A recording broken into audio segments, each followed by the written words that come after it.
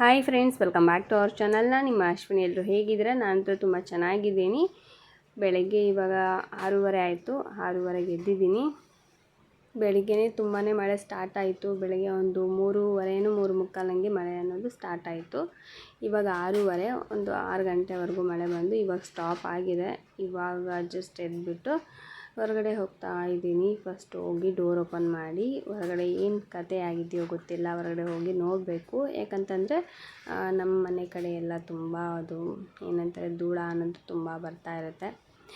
ಅದರಲ್ಲಿ ಈಗ ಮಳೆ ಬಂದಿರೋದ್ರಿಂದ ಮನೆ ಮೇಲೆ ಏನು ಧೂಳ ಎಲ್ಲ ಇರುತ್ತೋ ಅದೆಲ್ಲ ಕೂಡ ಮನೆ ಹೊರಗಡೆ ಬಿದ್ದಿರುತ್ತೆ. ನೀರು ಎಲ್ಲ ಬಂದು ಇವಾಗ ಅದನ್ನೆಲ್ಲ ಕ್ಲೀನ್ ಮಾಡ್ಕೋಬೇಕು. ಮತ್ತು ಅಲ್ಲಿಗೆ ಕೂಡ ಇಟ್ಟಿದ್ದೀವಿ. ಯಾಕಂತಂದರೆ ಇಲ್ಲಿ ಮನೆ ಮುಂದ್ಗಡೆ ಏನು ನೀರು ಬೀಳುತ್ತೋ ಅದೆಲ್ಲ ಬಾಗ್ಲಿಗೆ ಸಿಡಿಯುತ್ತೆ. ಅದರಲ್ಲಿ ನಮ್ಮದು ಕಬ್ಬಿಣದ ಬಾಗಿಲು ಆಯಿತಾ. ಆ ಕಬ್ಬಿಣದ ಬಾಗಿಲಿಗೆ ನೀರು ಸಿಡ್ದಂಗೆಲ್ಲ ಅದು ಜಂಗ್ ಹತ್ಕೊಂಡು ಹೋಗುತ್ತೆ. ಈ ಬಾಗಿಲು ನಾವು ಮನೆ ಕಟ್ಟೋ ಟೈಮಲ್ಲಿ ಹಾಕ್ಸಿರೋಂಥ ಬಾಗಿಲಿದು. ಆವಾಗಲಿಂದನೂ ಕೂಡ ಇದನ್ನೇ ಇರೋದು ಈ ಬಾಗಿಲಿಗೆ. ಮತ್ತು ಇವಾಗ ಇಲ್ಲಿ ನೋಡ್ತಾ ಇದ್ರಲ್ವ, ಒಂದು ಪುಟ್ಟಿ ಹಾಗೆ ಖಾಲಿ ತೊಗೊಂಬಂದು ಹೊರಗಡೆ ಇಟ್ಟಿದ್ವಿ. ಅದು ಕೂಡ ತುಂಬೋಯಿತು ಮಳೆಗೆ ನೀರು. ಇವಾಗ ಮನೆ ಬಾಗಿಲು ತೊಳೆಯೋದಕ್ಕೆ ಅದಕ್ಕೆಲ್ಲ ಇವಾಗ ಅದನ್ನೇ ಉಪಯೋಗಿಸ್ತೀನಿ. ಇವಾಗ ಫಸ್ಟ್ ಏನಂದರೆ ಅಲ್ಲಿಗೆಗಳ್ನ ಇಟ್ಟಿದ್ದೀನಲ್ವ, ಅದನ್ನು ತೆಗೆದು ಸೈಡಲ್ಲಿ ಇಕ್ತೀನಿ. ಯಾಕಂದರೆ ಇವಾಗ ಬ್ರಹ್ಮರನಾದರೂ ಇಲ್ಲ ಅಜಯ್ ಆದರೂ ಯಾರಾದರೂ ಎದ್ದು ಬಂದರು ಅಂದರೆ ಅಲ್ಲಿಗೆ ಏನಾದರೂ ಬಡಿಸ್ಕೊಂಡು ಕಾಲ ಮೇಲೆ ಏನಾದರೂ ಹಾಕ್ಕೊಂಡ್ಬಿಡ್ತಾರೆ. ಅದಕ್ಕಂತ ಫಸ್ಟು ಅಲ್ಲಿಗೆಗಳ್ನೆಲ್ಲ ಎತ್ತಿಟ್ಬಿಟ್ಟು ಆಮೇಲೆ ಕ್ಲೀನಿಂಗ್ ಕೆಲಸನ ಸ್ಟಾರ್ಟ್ ಮಾಡ್ತೀನಿ. ನಾನು ಅಂದ್ಕೊಂಡಂಗೆ ಮನೆ ಮೇಲಿರೋಂಥ ಏನು ಧೂಳ ಎಲ್ಲ ಇತ್ತು ಅದೆಲ್ಲ ಕೂಡ ಹೊರಗಡೆ ಬಿದ್ದಿದೆ. ಇವಾಗ ಅದನ್ನೆಲ್ಲ ನೀರು ಹಾಕ್ಬಿಟ್ಟು ಎಲ್ಲ ಕ್ಲೀನ್ ಮಾಡ್ಕೋಬೇಕು. ಇದು ಬೇಕು ಬೇಡ ಅನ್ನೋ ಥರ ಆಗುತ್ತೆ ಕೆಲವೊಂದು ಸಲ. ಯಾಕಂದರೆ ಅಷ್ಟೊಂದು ಬೂದಿ ಎಲ್ಲ ಬರ್ತಾ ಇರುತ್ತೆ. ನಮ್ಮ ಮನೆ ಹತ್ರನೇ ಸ್ವಲ್ಪ ಮಂಡಕ್ಕಿ ಅವಲಕ್ಕಿ ಮಾಡೋಂಥ ಮಿಷನ್ಸು ಅವೆಲ್ಲ ಇದ್ದಾವೆ. ಮಂಡಕ್ಕಿ ಬಟ್ಟಿ ಅಂತ ಏನು ಹೇಳ್ತಾರೆ ಅದೆಲ್ಲ ಇದ್ದಾವೆ. ಹಾಗಾಗಿ ಅಲ್ಲಿ ಏನು ಕೆಲಸ ಮಾಡ್ತಾರೋ ಅದೆಲ್ಲ ಧೂಳ ಎಲ್ಲ ಕೂಡ ಇಲ್ಲೇ ಬರ್ತಾ ಇರುತ್ತೆ. ಕೆಲವೊಂದು ಸಲ ಹೆಂಗಾಗುತ್ತಂದರೆ ನೀರೆಲ್ಲ ತುಂಬಿಟ್ಟಿರ್ತೀವಲ್ವ, ನೀರು ತುಂಬಿಟ್ಟು ಜಸ್ಟ್ ಮನೆ ಒಳಗಡೆ ಹೋಗಿ ಹೊರಗೆ ಬರೋಷ್ಟರಲ್ಲಿ ಆ ನೀರಿನ ಮೇಲೆಲ್ಲ ಬ್ಲ್ಯಾಕ್ ಎಲ್ಲ ಬಿದ್ದಿರುತ್ತೆ. ಆ ಥರ ಇರುತ್ತೆ. ಏನು ಮಾಡೋದಕ್ಕಾಗಲ್ಲ. ಇಲ್ಲಿ ನೋಡ್ತಾ ಇರಲ್ವ ಎಷ್ಟು ಧೂಳ ಇದೆ, ಎಷ್ಟು ಕಪ್ಪಗೆ ಬಂದಿದೆ ಅಂತ ಹೇಳ್ಬಿಟ್ಟು. ಇದೆಲ್ಲ ಕೂಡ ಮಂಡಕ್ಕಿ ಬಟ್ಟೆ ಧೂಳು.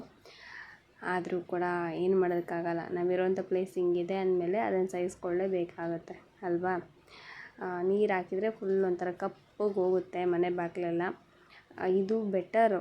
ಏನಾದರೂ ವೈಟ್ ಶರ್ಟ್ ಹಾಕ್ಕೊಂಡು ಒಂದು ರೌಂಡ್ ಹೋಗಿ ಬಂದುಬಿಟ್ರೆ ನಮ್ಮ ಮನೆಯಿಂದ ಸ್ವಲ್ಪ ದೂರ ಹಿಂದ್ಗಡೆ ಕಪ್ಪಗೆ ಆಗಿ ಫುಲ್ ಶರ್ಟ್ ಮೇಲೆಲ್ಲ ಕಪ್ಪಗೆ ಧೂಳ ಎಲ್ಲ ಮಾಡಿಕೊಂಡು ಮನೆಗೆ ಬರ್ತೀವಿ. ಚಿಕ್ಕವರಂತಲ್ಲ, ದೊಡ್ಡವರಾದ್ರೂ ಅಷ್ಟೇ ಆ ಥರ ಇರುತ್ತೆ. ಒಂದೊಂದು ಸಲ ಆಶ್ಚರ್ಯ ಆಗುತ್ತೆ. ಯಾಕಂದರೆ ನಾವು ಸ್ವಲ್ಪ ಅಲ್ಲಿಂದ ಒಂದು 4-5 ಬೀದಿ ಬಿಟ್ಟು ಈ ಕಡೆ ಇದ್ದೀವಿ. ಆದರೆ ಅದ್ರ ಹತ್ರ ಇರೋವಂಥವ್ರಿಗೆ ಎಷ್ಟು ಪ್ರಾಬ್ಲಮ್ ಆಗ್ಬೋದು ಅಂತ ಅನಿಸುತ್ತೆ. ಇದೆಲ್ಲ ನ್ಯೂಸಲ್ಲೆಲ್ಲ ಬಂದಿದೆ, ಪೇಪರೆಲ್ಲ ಬಂದಿದೆ. ಬಟ್ ಆದರೂ ಕೂಡ ಅದು ನಡೀತಾನೇ ಇದೆ. ಮಂಡಕ್ಕಿ ಬಟ್ಟೆ ಅದೆಲ್ಲ ಅಲ್ಲೆಲ್ಲ ಸ್ಕೂಲೆಲ್ಲ ಇದ್ವು. ಇವಾಗ ಜಸ್ಟ್ ಅದು ಕ್ಲೋಸ್ ಆಗ್ತಾಯಿದೆ. ಟೀಚರ್ಸ್ ಯಾರೂ ಇಲ್ಲ ಅಂತ ಹೇಳಿ. ನಾವೆಲ್ಲ ಅದೇ ಸ್ಕೂಲಲ್ಲೇ ಓದಿದ್ದು. ಆವಾಗಂತೂ ಸ್ಕೂಲಿಗೆ ಹೋದಾಗ ಫುಲ್ ಕಪ್ಪಗಾಗಿ ಬರ್ತಾಯಿದ್ವಿ. ಕಾಲು ಕೈಗಳೆಲ್ಲ ಕಪ್ಪಗಾಗ್ತಾಯಿತ್ತು ಆ ಮಂಡಕ್ಕಿ ಬಟ್ಟೆ ಧೂಳಕ್ಕೆ. ಅದನ್ನು ಬೇಡ. ಇವಾಗ ಒಂದು ರೆಸಿಪಿ ವಿಡಿಯೋ ಶೇರ್ ಮಾಡ್ಕೊಳ್ತಾ ಇದ್ದೀನಿ. ಏನಂದರೆ ನಾನು ಯಾವ ಥರ ಟೊಮೆಟೊ ಬಾತ್ ಮಾಡ್ತೀನಿ ಅಂತ ಹೇಳಿ ಮಸಾಲೆ ರುಬ್ಕೊಳ್ತಾ ಇದ್ದೀನಿ. ಮಸಾಲೆಗೆ ಟೊಮೆಟೊ, ಈರುಳ್ಳಿ, ಕೊತ್ತಂಬರಿ ಸೊಪ್ಪು, ಆಮೇಲೆ ಬೆಳ್ಳುಳ್ಳಿ, ನೆಕ್ಸ್ಟ್ ಶುಂಠಿ, ಒಂದು ಸ್ವಲ್ಪ ಲವಂಗ, ಹಾಗೆ ಕೊಬ್ಬರಿ, ಹಸಿ ಕಾಯಿ ಇರುತ್ತಲ್ವ ಅದನ್ನು ತುರಿದು ಹಾಕ್ಕೊಂಡಿದ್ದೀನಿ. ಇದಿಷ್ಟನ್ನು ನಾವೀಗ ರುಬ್ಕೊಂಬರ್ಬೇಕು. ಇವತ್ತು ಮಸಾಲೆ ಹಾಕ್ಬಿಟ್ಟು ಮಾಡ್ತಾಯಿದ್ದೀನಿ. ಟೇಸ್ಟ್ ಚೆನ್ನಾಗಿರುತ್ತಿದ್ದು, ಅದಕ್ಕೋಸ್ಕರ ಮಸಾಲೆ ಹಾಕ್ಬಿಟ್ಟು ಮಾಡ್ತೀನಿ. ಕೆಲವೊಂದು ಸಲ ಮಸಾಲೆ ಇಲ್ದಂಗೂ ಕೂಡ ಮಾಡ್ತೀವಿ. ಅದು ಏನಂದರೆ ನನಗೆ ಅಷ್ಟೊಂದು ಇಷ್ಟ ಆಗೋಲ್ಲ. ಹಾಗಾಗಿ ಈ ಥರ ಮಸಾಲೆ ರುಬ್ಬಿ ಮಾಡೋದ್ರಿಂದ ಟೇಸ್ಟ್ ಒಂಥರ ಚೆನ್ನಾಗಿರುತ್ತೆ. ಅದಕ್ಕೋಸ್ಕರ ಇವಾಗ ಅದನ್ನು ರುಬ್ಕೊಂಬರ್ಬೇಕು. ಹಾಗೆ ಇಲ್ಲಿ ಟೊಮ್ಯಾಟೊ, ಈರುಳ್ಳಿ, ಕೊತ್ತಂಬರಿ ಸೊಪ್ಪೆಲ್ಲ ಜೋಡಿಸಿಟ್ಕೊಂಡಿದ್ದೀನಿ. ಹಾಗೆ ಬಟಾಣಿ ಕಾಳು ಕೂಡ, ನೆನೆಸಿರೋಂಥ ಬಟಾಣಿ ಕಾಳು ಕೂಡ ತಗೊಂಡ್ಬಂದಿದ್ದೀನಿ. ಇವಾಗ ಅದನ್ನು ಎಲ್ಲ ಈಗ ಅಡುಗೆ ಕೆಲಸನ ಸ್ಟಾರ್ಟ್ ಮಾಡ್ಕೋಬೇಕು. ಈಗ ಗ್ಯಾಸ್ ಮೇಲೆ ಒಂದು ಕುಕ್ಕರ್ನ ಇಟ್ಟಿದ್ದೀನಿ. ಕುಕ್ಕರ್ ಸ್ವಲ್ಪ ಬಿಸಿ ಆದಮೇಲೆ ಅದಕ್ಕೊಂದು ಸ್ವಲ್ಪ ಎಣ್ಣೆ ಹಾಕ್ತಾಯಿದ್ದೀನಿ. ಎಣ್ಣೆ ಬಿಸಿ ಆಗಬೇಕು ಆಯಿತಾ. ಇಲ್ಲಿ ನಾನು ಯಾವುದೇ ರೀತಿ ಜಾಸ್ತಿ ಮಸಾಲೆ ಎಲ್ಲ ಯೂಸ್ ಮಾಡ್ತಾಯಿಲ್ಲ. ಮನೇಲಿ ಏನಿದೆಯೋ ಆ ಥರ ಮಸಾಲೆ ಅಷ್ಟೇ ಯೂಸ್ ಮಾಡ್ತಾಯಿದ್ದೀನಿ. ಹಾಗಾಗಿ ನಾನು ಇಲ್ಲಿ ಲವಂಗ ಮತ್ತು 2 ಏಲಕ್ಕಿ ಅಷ್ಟೇ ಹಾಕಿರೋದು.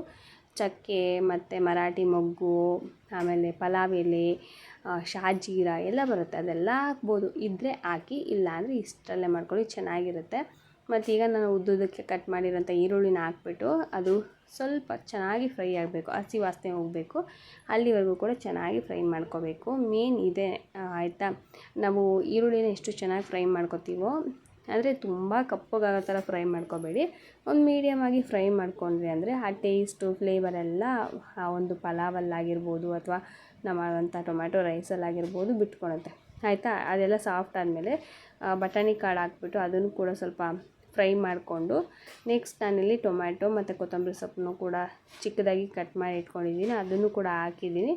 ಇದಿಷ್ಟು ಕೂಡ ಚೆನ್ನಾಗಿ ಸಾಫ್ಟ್ ಆಗಬೇಕು. ಇವಾಗ ಇದಕ್ಕೆ ಸ್ವಲ್ಪ ಅರಿಶಿಣದ ಪುಡಿ ಹಾಕ್ತಾಯಿದ್ದೀನಿ. ಅರಿಶಿಣದ ಪುಡಿ ಹಾಕೋದ್ರಿಂದ ಬೇಗನೆ ಸಾಫ್ಟ್ ಆಗುತ್ತೆ ಟೊಮೆಟೊ ಹಣ್ಣು. ಮತ್ತು ಒಂದು ಸ್ವಲ್ಪ ಉಪ್ಪನ್ನು ಕೂಡ ಇವಾಗಲೇ ನೀವು ಹಾಕ್ಕೋಬೋದು, ಇಲ್ಲ ಅಂತಂದರೆ ಟೇಸ್ಟ್ ನೋಡಿಕೊಂಡು ಲಾಸ್ಟಲ್ಲಿ ನೀವು ಉಪ್ಪನ್ನು ಆ್ಯಡ್ ಮಾಡ್ಕೋಬೋದು ಆಯಿತಾ. ಇವಾಗ ಅರಿಶಿನ ಎಲ್ಲ ಹಾಕ್ಬಿಟ್ಟು ಒಂದು ಸ್ವಲ್ಪ ಹೊತ್ತು ಮುಚ್ಚಿ ಇಡ್ತಾಯಿದ್ದೀನಿ. ಒಂದು 5 ನಿಮಿಷ ಈ ಥರ ಪ್ಲೇಟ್ ಮುಚ್ಚಿಬಿಟ್ಟು ಒಂದು ಲೋ ಫ್ಲೇಮಲ್ಲಿ ಇಟ್ಕೊಂಡ್ಬಿಟ್ರೆ ಅಂದರೆ ಟೊಮೆಟೊ ಹಣ್ಣು ಏನು ಹಾಕಿದ್ದೀರೋ ಅದೆಲ್ಲ ಕೂಡ ನೀಟಾಗಿ ಸಾಫ್ಟಾಗಿ ಹೋಗುತ್ತೆ. ಆವಾಗ ನಮಗೆ ಪಲಾವು ಆಗಲಿ ಅಥವಾ ಟೊಮೆಟೊ ಬಾತ್ ಮಾಡಿದರೆ ಟೇಸ್ಟು ಚೆನ್ನಾಗಿರುತ್ತೆ ಆಯಿತಾ. ಇವಾಗ ಇದಿಷ್ಟು ಕೂಡ ಚೆನ್ನಾಗಿ ಸಾಫ್ಟಾಗಿ ಆಗಿದೆ. ಇವಾಗ ನಾವು ಏನು ರುಬ್ಬಿಟ್ಕೊಂಡಿದ್ದೀವೋ ಆ ಮಸಾಲೆನ ಇದಕ್ಕೆ ಸೇರಿಸ್ಬೇಕಾಗತ್ತೆ. ಮಸಾಲೆನ ನಾವು ಸ್ವಲ್ಪ ಆದಷ್ಟು ಸಾಫ್ಟಾಗಿ ರುಬ್ಕೋಬೇಕಂದ್ರೆ ನುಣ್ಣಗೆ ರುಬ್ಕೋಬೇಕು. ತರಿಯಾಗಿ ರುಬ್ಕೊಂಡ್ರೆ ನಿಮಗೆ ರೈಸ್ ಜೊತೆ ಅದು ಕ್ಲಿಯರಾಗಿ ಇದು ಮಾಡಲ್ಲ, ಅಂದರೆ ಸೇರಲ್ಲ. ಹಾಗಾಗಿ ಸ್ವಲ್ಪ ಸ್ಮೂತಾಗಿ ನೀವು ರುಬ್ಕೊಂಡ್ರಿ ಅಂದರೆ ಚೆನ್ನಾಗಿರುತ್ತೆ. ಇವಾಗ ಇದಕ್ಕೆ ಇಲ್ಲಿ ಖಾರದ ಪುಡಿ ಹಾಕ್ತಾಯಿದ್ದೀನಿ. ಖಾರ ನಿಮ್ಗೆ ಎಷ್ಟು ಬೇಕೋ ಅಷ್ಟು ಹಾಕ್ಕೋಬೋದು, ಮತ್ತು ಹಸಿಮೆಣ್ಸಿಕಾಯನ್ನು ಕೂಡ ನೀವು ಉದ್ದುದ್ದಕ್ಕೆ ಕಟ್ ಮಾಡಿ ಕೂಡ ಹಾಕ್ಕೋಬೋದು. ನಾನಿಲ್ಲಿ ಖಾರದ ಪುಡಿ ಅಷ್ಟೇ ಹಾಕ್ತಾಯಿದ್ದೀನಿ. ಹಾಗೆ ಪಲಾವ್ ಮಸಾಲ ಸ್ವಲ್ಪ ಇತ್ತು, ಹಾಗಾಗಿ ಪಲಾವ್ ಮಸಾಲ ಒಂದು ಸ್ವಲ್ಪ ಹಾಕ್ಕೊಂಡಿದ್ದೀನಿ. ಹಾಗೆ ಒಂದು ಸ್ವಲ್ಪ ಗರಂ ಮಸಾಲ ಪೌಡರ್ನು ಕೂಡ ಇಲ್ಲಿ ನಾನು ಹಾಕ್ಕೊಂಡಿದ್ದೀನಿ ಆಯಿತಾ. ಎಲ್ಲ ಮಸಾಲೆನೂ ಕೂಡ ನೀವು ಸ್ವಲ್ಪ ಸ್ವಲ್ಪನೇ ಹಾಕ್ಕೊಳ್ಳಿ, ಜಾಸ್ತಿ ಹಾಕ್ಕೊಂಡ್ರಿ ಅಂದರೆ ಅದ್ರ ಸ್ಮೆಲ್ಲು ಅದ್ರ ಟೇಸ್ಟೇ ಇರುತ್ತೆ, ಅವ್ರು ತಿನ್ನಲಿಕ್ಕಾಗಲ್ಲ. ಕೆಲವೊಬ್ರಿಗೆ ತುಂಬ ಮಸಾಲೆ ವಾಸನೆ ಇದೆ ಅಂದರೆ ತಿನ್ನಲಿಕ್ಕಾಗಲ್ಲ, ಒಬ್ಬೊಬ್ರು ಗ್ಯಾಸ್ಟ್ರಿಕ್ ಎಲ್ಲ ಆಗ್ತಾ ಇರುತ್ತೆ. ಹಾಗಾಗಿ ಸ್ವಲ್ಪ ನೋಡಿಕೊಂಡು ಹಾಕ್ಕೊಳ್ಳಿ ಆಯಿತಾ. ಇಲ್ಲಿ ನಾನು 1 ಗ್ಲಾಸ್ ಅಕ್ಕಿಗೆ 2 ಗ್ಲಾಸ್ ನೀರು ಹಾಕ್ತಾಯಿದ್ದೀನಿ.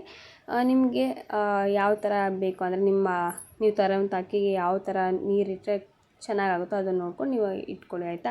ಇವಾಗ ಈ ನೀರನ್ನು ಹಾಕಿದಾದ್ಮೇಲೆ ಅದು ಕುದಿಯೋದಕ್ಕೆ ಬಿಡಬೇಕು. ಅದು ಚೆನ್ನಾಗಿ ಕುದೀತಾ ಇದೆ ಅನ್ನೋ ಟೈಮಲ್ಲಿ ನಾವು ಅಕ್ಕಿನ ತೊಳೆದು ಇದಕ್ಕೆ ಹಾಕಬೇಕಾಗತ್ತೆ ಆಯಿತಾ. ಅಕ್ಕಿನ ನೀವು ನೆನೆಸಿ ಹಾಕ್ತೀನಿ ಅನ್ನೋದಾಗಿದ್ದರೆ 1.5 ಕಪ್ ನೀರು ಹಾಕಿ. ಇವಾಗ 1 ಗ್ಲಾಸಿಗೆ ನಾನು 2 ಕಪ್ ನೀರು ಹಾಕಿದ್ದೀನಲ್ವ, ಹಾಗೆಯೇ ನೀವು ನೆನೆಸಿರೋ ಅಕ್ಕಿನ ಹಾಕ್ತೀನಿ ಅಂದರೆ 1 ಕಪ್ಗೆ 1.5 ಗ್ಲಾಸಷ್ಟು ನೀರು ಹಾಕಿ. 2 ಗ್ಲಾಸ್ ಹಾಕಿದರೆ ಮುದ್ದೆ ಥರ ಆಗಿಬಿಡುತ್ತೆ. ಅದಕ್ಕೋಸ್ಕರ ಇವಾಗ ಸ್ವಲ್ಪ ಉಪ್ಪು ಖಾರ ಎಲ್ಲ ನೋಡಿಕೊಂಡು ನೀವು ಹಾಕ್ಕೊಳ್ಳಿ. ಹಾಗೆ ಲಾಸ್ಟಲ್ಲಿ ನಾನು 1 ಸ್ಪೂನಷ್ಟು ತುಪ್ಪನ ಸೇರಿಸ್ತಾ ಇದ್ದೀನಿ. ತುಪ್ಪ ಹಾಕೋದ್ರಿಂದ ಲಾಸ್ಟಲ್ಲಿ ಟೇಸ್ಟ್ ಚೆನ್ನಾಗಿರುತ್ತೆ ಆಯಿತಾ.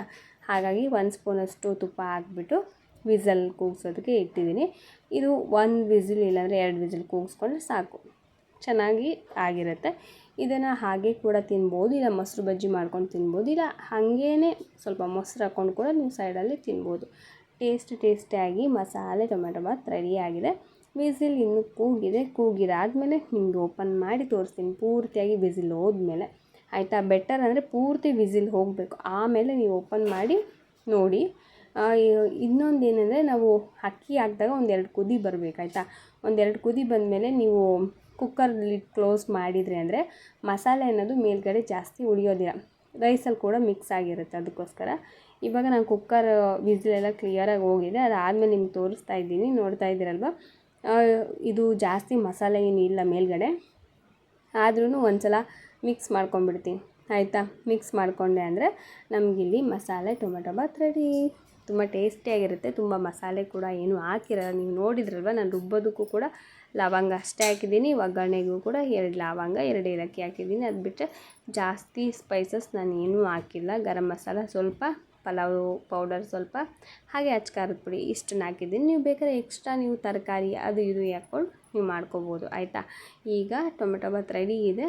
ಫಸ್ಟು ನನ್ನ ಮಗನಿಗೆ ಟಿಫನಿಗೆ ಕೊಟ್ಬಿಡ್ತೀನಿ. ನನ್ನ ಮಗನಿಗೆ ಕೊಟ್ಟು ಆಮೇಲೆ ನನ್ನ ಮಗಳಿಗೆ ಕೊಟ್ಟೆ ಅಂದರೆ ಅವ್ರು ಟಿಫನ್ ಮಾಡಿಕೊಂಡು ಆರಾಮಾಗಿ ಕುತ್ಕೋತಾರೆ. ನೆಕ್ಸ್ಟ್ ನಂದು ಏನಾದರೂ ಕೆಲಸ ಇತ್ತು ಅಂದರೆ ನಾನು ಮಾಡ್ಕೋಬೋದು.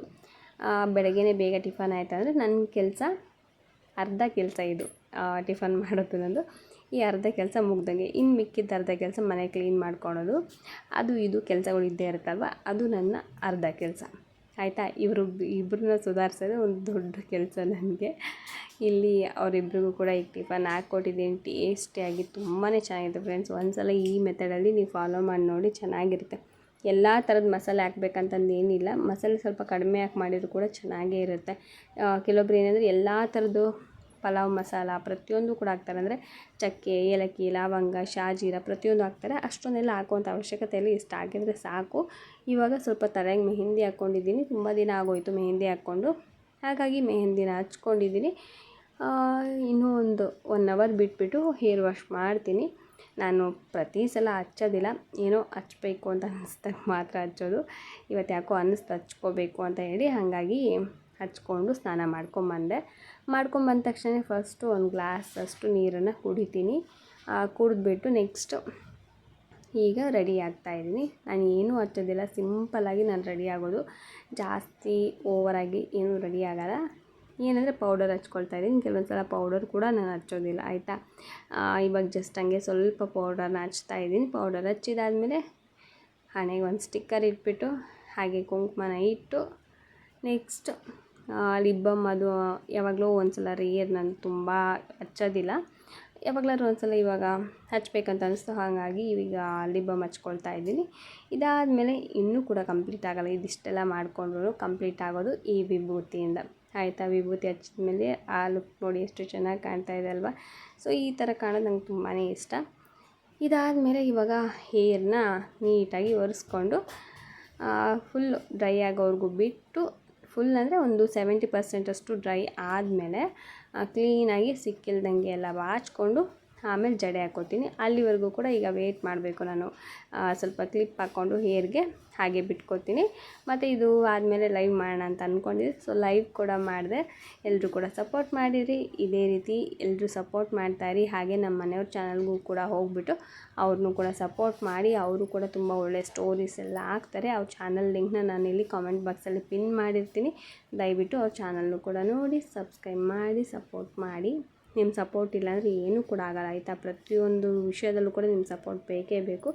ಸೊ ಪ್ಲೀಸ್ ಸಪೋರ್ಟ್ ಮಾಡ್ತೀರ ಅಂತ ಅಂದ್ಕೊಂಡಿದ್ದೀನಿ. ಹೇರ್ ನೋಡಿದೆ ತುಂಬ ಉದುರ್ತಾ ಇದೆಯೇನೋ ಅಂತ ಹೇಳ್ಬಿಟ್ಟು. ಹೇರ್ ಅಷ್ಟೊಂದು ಉದುರ್ತಾ ಇಲ್ಲ. ಇನ್ನೊಂದು ಏನು ಗೊತ್ತಾ, ಮೇನ್ ಟೆನ್ಷನ್ ಮಾಡ್ಕೋಬಾರ್ದು. ಚೆನ್ನಾಗಿರೋಂಥ ಪ್ರೋಟೀನ್ ಫುಡ್ ತೊಗೋಬೇಕು. ಏನು ಪ್ರೋಟೀನ್ ಫುಡ್ ತೊಗೊಂಡಿದ್ರು ಕೂಡ ಟೆನ್ಷನ್ ಫ್ರೀ ಇರಬೇಕು. ಟೆನ್ಷನ್ ಫ್ರೀ ಇದ್ದರೆ ಆರಾಮ್ಸೆ ಹೇರ್ ಬೆಳೆಯುತ್ತೆ. ಸೊ ಇದು ನನ್ನ ಮೇಕಪ್ ಹೇಗಿದೆ.